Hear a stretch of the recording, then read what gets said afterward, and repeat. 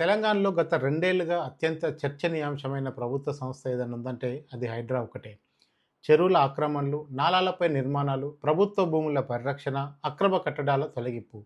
ఈ అన్ని చర్యలతో హైడ్రా ఒకవైపు ప్రశంసలు అందుకుంటుంటే, మరోవైపు తీవ్ర విమర్శలను కూడా హైడ్రా ఎదుర్కొంది. ఈ సంస్థకు ముఖచిత్రంగా నిలిచిన ఐపీఎస్ అధికారి ఏవి రంగనాథ్ అయితే, ఇప్పుడు ఆయనే తెలంగాణ హైకోర్టు తీవ్ర వ్యాఖ్యలకు కేంద్ర బిందువు అవుతున్నారు.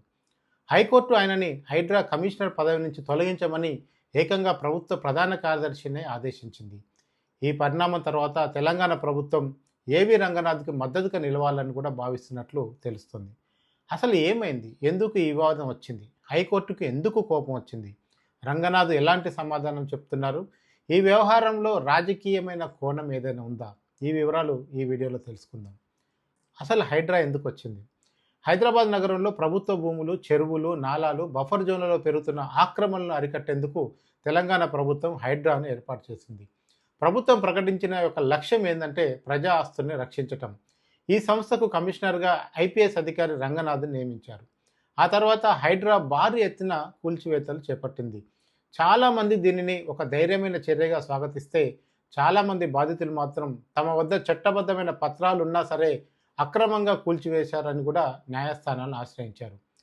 ఇక తాజా వివాదం ఎక్కడొచ్చిందంటే, మొత్తం ఈ వివాదానికి కేంద్రంగా నిలిచింది లోతుకుంట భూముల విషయం. ఈ భూమిపై యాజమాన్య వివాదం కోర్టులో కొనసాగుతున్న సమయంలో హైడ్రా అధికారులు అక్కడికి వెళ్లి ఫెన్సింగ్, ఇతర చర్యలు చేపట్టారని పిటిషనర్లు ఆరోపించారు. ఇది కోర్టు ఆదేశాలకు విరుద్ధమని వారు కోర్టు దృష్టి కూడా తీసుకొచ్చారు. దీంతో కోర్టు దిక్కున పిటిషన్లు ఈ కేసులో దాఖలయ్యాయి. విచారణ సందర్భంగా హైకోర్టు హైడ్రాకు సంబంధించిన 63 కోర్టు ధిక్కరణ పిటిషన్లు తమ ముందున్నాయని ప్రస్తావించింది. అయితే ఇక్కడ ఒక విషయం స్పష్టంగా గుర్తుంచుకోవాలి. 63 పిటిషన్లు అంటే 63 కేసుల్లో హైడ్రా ఏదో తప్పు చేసినట్టు కాదు. కోర్టు ధిక్కరణకు పాల్పడిందన్న పిటిషన్లు మాత్రమే అవి. ఇవన్నీ కోర్టు పరిధిలో ఉన్నాయి, కోర్టు యొక్క దృష్టిలో ఉన్నాయి. కోర్టు ఈ విషయంలో విడివిడిగా ఒక్కొక్క దానిపై నిర్ణయం కూడా తీసుకోవాల్సి ఉంటుంది. కానీ మరి హైకోర్టుకి కోపం ఎందుకు వచ్చింది?